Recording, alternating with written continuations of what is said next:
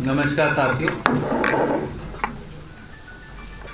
आदरणीय अशोक गहलोत जी, आदरणीय जमाखन जी, दोतासरा साहब, तरुण जी, सभी साथी, आज इस विशेष पत्रकार वार्ता में अखिल भारतीय कांग्रेस कमेटी की ओर से भी, राजस्थान प्रदेश कांग्रेस कमेटी की ओर से भी, राजस्थान सरकार की ओर से भी आप सबका स्वागत है। 12 दिसंबर को राजस्थान साक्षी बनेगा महंगाई के खिलाफ महायुद्ध का। कांग्रेस अध्यक्षा श्रीमती सोनिया गांधी जी की प्रेरणा, कांग्रेस के पूर्व अध्यक्ष हमारे नेता श्री राहुल गांधी जी का नेतृत्व, उनके नेतृत्व में सत्ता के नशे में मदमस्त और कुंभकर्णी नींद में सोई अहंकारी मोदी सरकार के खिलाफ एक निर्णायक लड़ाई का शंखनाद होगा, जिसकी गूंज समूचे देश में सुनाई पड़ेगी।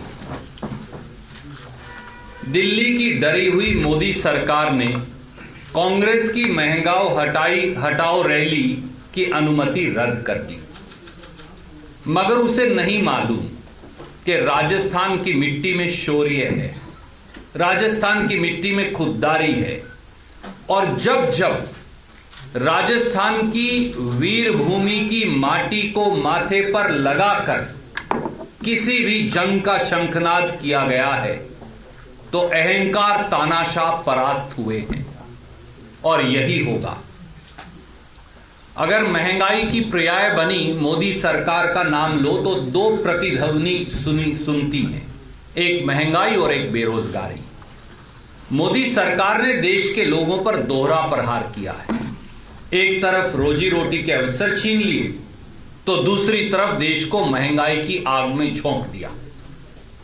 बीते 7 सालों की कारगुजारी पर साथियों अगर नजर डालें तो सिर्फ और सिर्फ पूंजीपतियों के लिए मौका और देश के लोगों को धोखा, यही मोदी सरकार का सार है। पेट्रोल, डीजल, सब्जियां, दालें, तेल, नमक, सब कुछ आम जनमानस की पहुंच से बाहर हो गया है। काफी आंकड़े हम आपको दे रहे हैं, मैं यहां दोहराकर आपका समय नहीं लूंगा, पर संक्षिप्त में यह जरूर कहूंगा कि याद करिए, जब भारतीय जनता पार्टी की सरकार सत्ता में आई तो कांग्रेस ने सरदार मनमोहन सिंह जी और सोनिया गांधी जी की सरपरस्ती में, अशोक गहलोत जी की सरपरस्ती में, माखन साहब देश के गृह मंत्री उस समय थे, उनकी सरपरस्ती में हमने भारतीय जनता पार्टी की केंद्र सरकार को क्या सौंपा था? गैस का सिलेंडर था 400 रुपया, डीजल का भाव था 56 रुपया लीटर, पेट्रोल का भाव था 70 रुपया लीटर, पर कच्चे तेल का भाव था $108 प्रति बैरल। आज घर का खाना खाने की गैस 1000 पार, होटल पर, रेडी पर, खोमचे पर, चाय वाले की दुकान पर इस्तेमाल होने वाली गैस 2000 पार, पेट्रोल और डीजल 100 पार, खाना खाने का तेल 200 पार, और सब्जी में तड़का लगने वाला टमाटर भी अब तो 100 पर पहुंच गया। 70 रुपए, 80 रुपए, 100 रुपए, अलग अलग समय पर अलग अलग रेट। मोदी सरकार ने बीते 7 सालों में केवल पेट्रोल और डीजल पर एक्साइज बढ़ाकर 24 लाख करोड़ रुपया कमाया है। 24 लाख करोड़ रुपया, और इसको लुटाकर फिर गंवाया भी है। साथियों, अगर मैं 6 या 7 बिंदुओं की संक्षिप्त में चर्चा करूंगा, जो सूचांक हैं, मापदंड हैं जो इस सरकार ने जारी किए हैं, और काफी तफसील से फिर मेरे आदरणीय सहयोगी मुख्यमंत्री जी माखन साहब आपको बताएंगे आपके सवालों के जवाब में, और कल फिर राहुल गांधी जी भी बताएंगे। पर अगर हर निर्णय पर नजर डाली जाए तो जन विरोधी इनका रवैया साफ है। हाल में ही आरबीआई की रिपोर्ट आई, उन्होंने बताया कि नोटबंदी और जीएसटी से छोटे, लघु और मझोले उद्योग पूरी तरह से बर्बाद हो गए। नोटबंदी के बाद कैश इन सर्कुलेशन यानी अर्थव्यवस्था में रोकड़ 64% बढ़ गया। नोटबंदी से ठीक पहले 4 नवंबर 2016 को था 17,74,000 करोड़ और 29 अक्टूबर 2021 को यह हो गया 29,17,000 करोड़। ना नक्सलवाद खत्म हुआ, ना उग्रवाद खत्म हुआ, ना ब्लैक मनी खत्म हुई और ना करेंसी इन सर्कुलेशन कम हुई। तो देश क्यों लूटा? दूसरा, ग्लोबल हंगर इंडेक्स रिपोर्ट हाल में आई, उसने बताया कि भारत में भूखमरी के हालात हैं। हम पाकिस्तान, नेपाल और बांग्लादेश हमारे पड़ोसी देशों से भी पीछे पिछड़ गए हैं। 116 देशों की लिस्ट में हमारा नंबर 101वां है, 101वें पायदान पर पहुंच गए। तीसरा, अभी दिसंबर 2021 में 3 दिन पहले विश्व असमानता रिपोर्ट आई, उसका खुलासा और चौंकाने वाला है।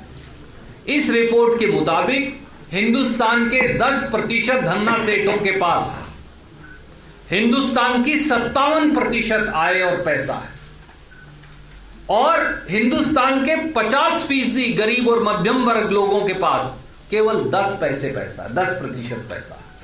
इतनी घोर असमानता, यानी अमीर और अमीर, गरीब और गरीब, यही अच्छे दिन है। एक और एनएसओ की रिपोर्ट आई भारत सरकार की। मोदी जी कहते थे 2022 तक आय दुगनी हो जाएगी किसान की, 20 दिन बचे, पर एनएसओ की ताजा रिपोर्ट यह दिखाती है कि हिंदुस्तान के किसान की औसत आय 27 रुपया प्रतिदिन है, जो मनरेगा की मजदूरी से भी कम है। एक और एनएसओ की रिपोर्ट ने चौंकाने वाला खुलासा किया। उसने बताया कि देश में किसान के ऊपर औसत कर 74,000 रुपया है। याद करिए, कांग्रेस की सरकार ने तो 72,000 करोड़ रुपया देश के किसान का एक मुश्त माफ किया था, सरदार मनमोहन सिंह जी के नेतृत्व वाली सरकार ने। मोदी जी कहते हैं हमारे पास किसान के लिए, मजदूर के लिए, गरीब के लिए, SC ST OBC के लिए फूटी कोड़ी नहीं, पर 10 लाख करोड़ रुपया बट्टे खाते में डाल दिया। किसका? कुछ पूंजीपति मित्रों का 7 साल में। लेबर मंत्रालय की रिपोर्ट आई, उन्होंने कहा देश में 45 साल में सबसे भीषणतम बेरोजगारी है। आज जब मैं, आप और हम सब वार्तालाप कर रहे हैं तो 10% देश में बेरोजगारी की दर है, छू रही। हाल में ही ऑक्सफैम की रिपोर्ट आई, उसने बताया कि कोरोना महामारी की विभीषिका में भी जो देश के सबसे 100 बड़े उद्योगपति हैं, मोदी जी के मित्र, उन्होंने 13 लाख करोड़ रुपया कमाया और देश के 12 करोड़ लोगों ने अपना रोजगार गंवाया। तो देश के 100 लोग 13 लाख करोड़ कमा रहे हैं और 12 करोड़ लोग अपना रोजगार गंवा रहे हैं। मोदी जी के कई मित्र तो 1,000 करोड़ रुपया प्रतिदिन कमाते हैं और दूसरी ओर हमारी गरीब बहनें 1,000 का सिलेंडर लेने के लिए दर दर की ठोकरें खाती। माखन साहब ने पहले भी बताया, आज दोहराना जरूरी मानता हूं। कांग्रेस यूपीए के 10 साल के कार्यकाल में 27 करोड़ लोग गरीबी रेखा से हम खींचकर बाहर निकाल लाए और 7 साल के मोदी जी और भाजपा के कार्यकाल में 23 करोड़ लोग गरीबी रेखा के नीचे धकेल दिए गए। तो साथियों, इसीलिए साफ है कि मोदी और भाजपा को चुनाव हराओ और महंगाई से निजात पाओ। यही वो रैली है जिसका आगाज कल राहुल गांधी जी के नेतृत्व में पूरे देश से आए कांग्रेस